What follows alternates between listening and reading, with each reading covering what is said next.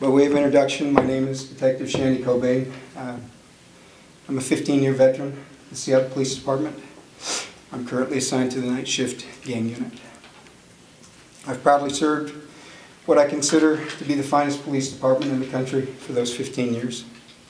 My number one mission as a gang unit member is to do everything I could in partnership with my fellow colleagues to reduce and prevent youth violence within our city. I've been extremely proud of the positive impacts that our team has made over the years. At no time did I ever dream that I would do anything that would bring such negative notoriety to my department. Sadly, I did. On April 17th, several members of the Seattle Police Department's gang unit and officers from the West Precinct responded to a serious disturbance call, which it was believed weapons were involved. During the course of the investigation, I had made contact with a male individual who appeared to be Latino. It was during this contact that I chose words as part of my conversations with that young man that were offensive and unprofessional.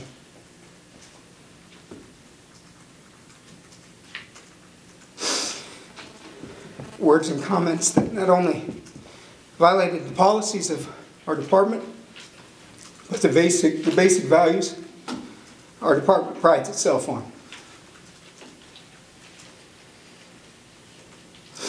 The day has not passed in which I wish I could rewind the events of that night and take back those hateful words expressed. As a result of my comments, I have not only embarrassed myself, but I have truly let down my colleagues. Colleagues who, without thinking twice, would lay their lives down for me. Colleagues who every night put their lives on the line to prevent youth and gang violence within our city. To my brother detectives, I offer you my sincerest apology, as I know that my comments have made your job more difficult.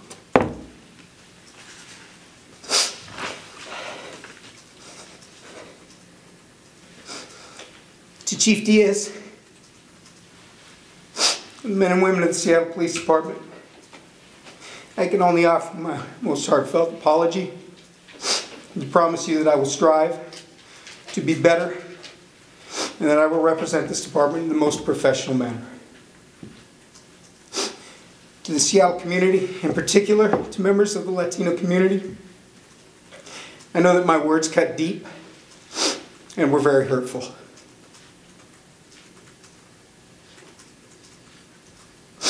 I know that the Seattle Police Department has worked hard over the years to build a strong and trusting relationship with the Latino community, as well as other ethnic communities within our city. And I hope you will allow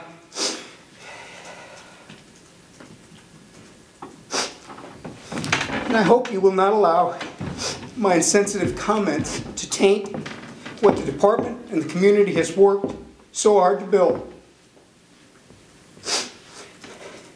Please know that I am truly, truly sorry, and that I will work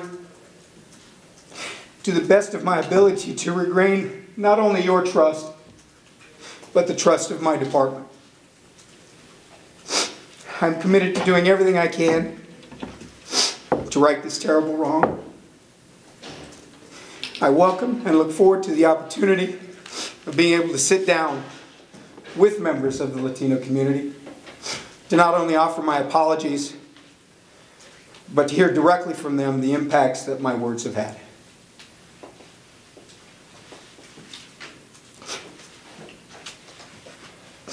I also look forward to working with them in partnership to help other officers understand how our comments can create a divide between them and the community.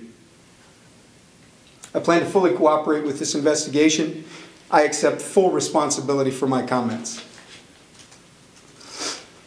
In closing, my comments that night do not reflect who I am or what I am. As a person, nor as a member of the Seattle Police Department.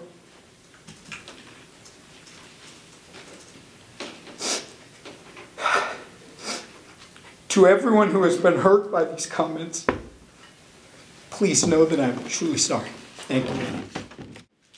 I have to say I do appreciate the comments by Detective Cobane, but let me make it perfectly clear: the use of racial slurs or ethnic slurs is never acceptable for anybody in our department or for any police agency anywhere in this country. It's completely unacceptable. I understand and I appreciate his willingness to go outside of the normal course, which is to wait for this investigation to be completed. Let me make it clear, this investigation will continue. We're going to go fully through it, and at the end of the day, there will be a finding on this particular case. I think as a department and as personally me as an individual, my job is to continue to try to rebuild the trust in the Latino community. We've done a lot of work in that community. It's a community that we really care for. As a Latino, I must say that the words were hurtful, but once again, I do appreciate the fact that Detective Cobane was willing to, without any prompting, to come forward and to make that apology. That being said, it doesn't change the fact that this investigation will continue and there will be a finding on it. Thank you very much.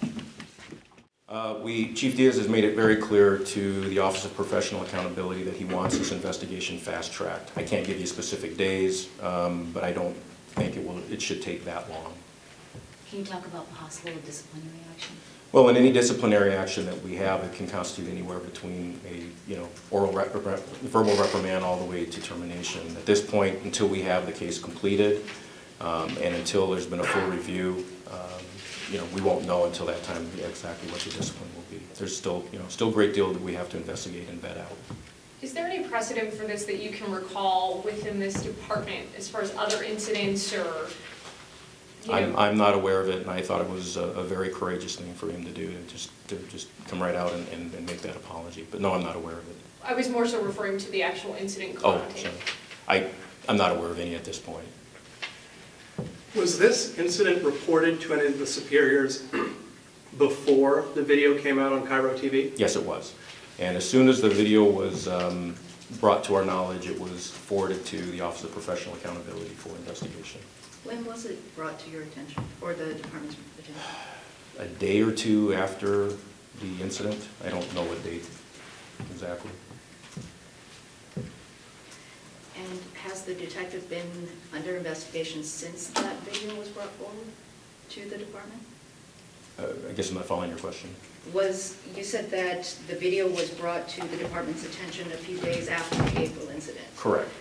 So did the investigation start a few days after that video was brought to? That would be my understanding. Okay. And was Detective Cobane placed on leave at any point during this? Today, he was officially placed on administrative reassignment. So he was not placed on leave before today? Not at that point, no. Why not? We handle these things on a case-by-case basis. At the time, there was still a lot to review as the investigation commenced, and then as obviously the attention that it brought, we felt not only for the integrity of the investigation that he and the other officer be taken off the streets, but also just for him to be able to be in a situation where he could focus on his work and not have to try to, focus on what's going on out on the streets and have his full attention there. What's going on with the other officer right now?